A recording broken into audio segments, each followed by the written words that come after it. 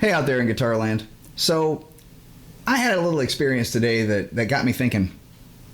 And the experience was I hooked up a gas stove. I've never done that before in my almost 50 years.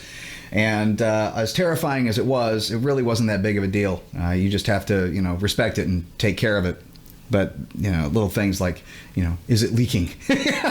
But so I got past that hurdle. But it got me thinking while I was doing it about, so there are some guitar licks out there, or at least some well-known licks or some things that some guitarists do that seem challenging or seem difficult or really seem intimidating, but they're really not that big a deal. And I'm going to give you a kind of a case in point with one. And people that I've heard do this personally, Vi did this back in, I think, the solo of Call It Sleep way back in the day of Flexible, or Flexible Leftovers. And then there was Kirk Hammett who did this in Wherever I May Roam, and it's this kind of lick. That kind of thing. So all that is essentially descending in threes, or groups of three, the same kind of lick you would do with pentatonic minor. So 1, 2, 3, 1, 2, 3, and then so on. 1, 2, 3.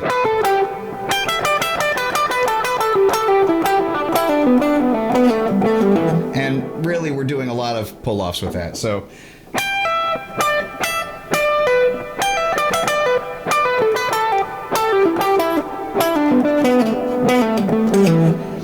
But in this case, instead of having to worry about a scale shape, this is a symmetrical shape in fourths. So that's a fourth, that's a fourth, that's a third, really, but we're playing that a fourth here. So that goes down, there's a kind of a half, what is that, a semitone type of thing happening.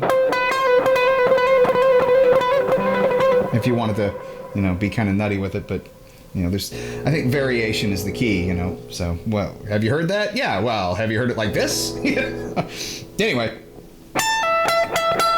it's the same threes. 1, 2, 3, 1, 2, 3, 1, 2, 3, 1, 2, 3. And again, it's completely symmetrical. You're just playing the 17th fret and the 12th fret.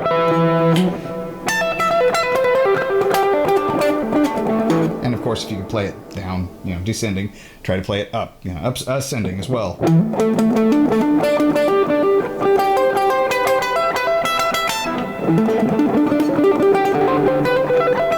And try not to hit that D string open like I did. So that's really, it sounds kind of impressive, but and you want to start it with some sort of a flare.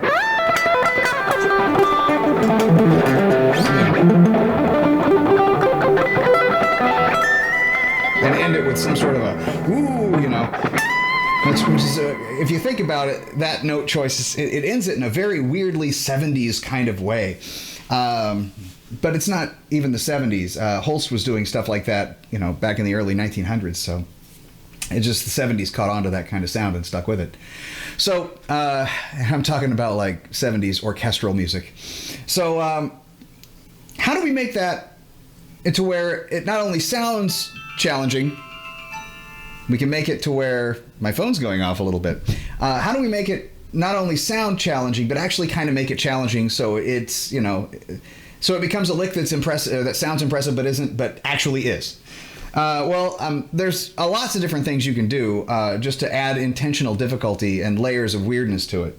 The first thing is like add notes in between, and most people's go-to on that would be like, okay, let's add pentatonic. So in keeping with the kind of a feel that now we can do that this way.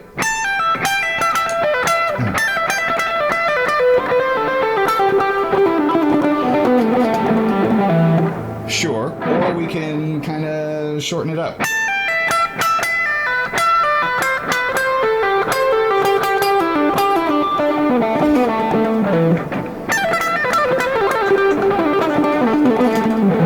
Type of thing.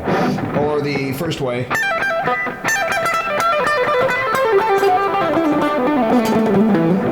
It really doesn't have that impressive sound to me, though. let's try a different shape and just add a single note in between, like a semitone. We'll keep it symmetrical that way.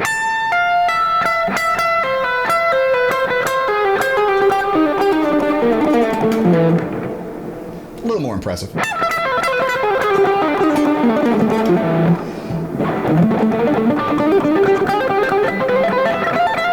You know, kind of neat.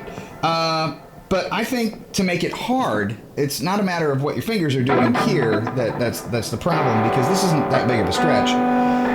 Let's take it up to a fifth.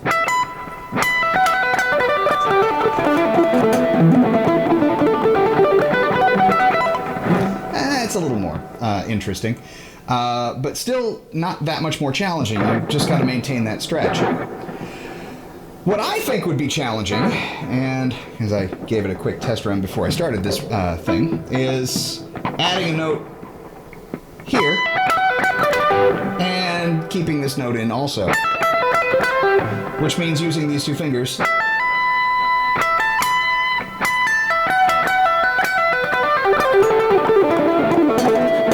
and maintaining that stretch all the way down. You'll feel it here. It's actually a little intimidating to approach it. Just a little bit. So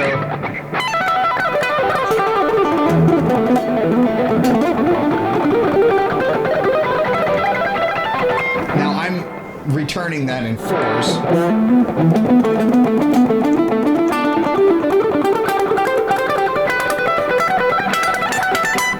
Which is pretty neat, gotta say, but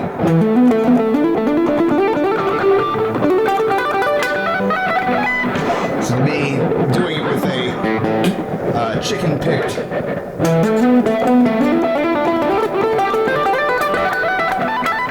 would be equally plausible. Well, that's that. Happy Thanksgiving, everybody.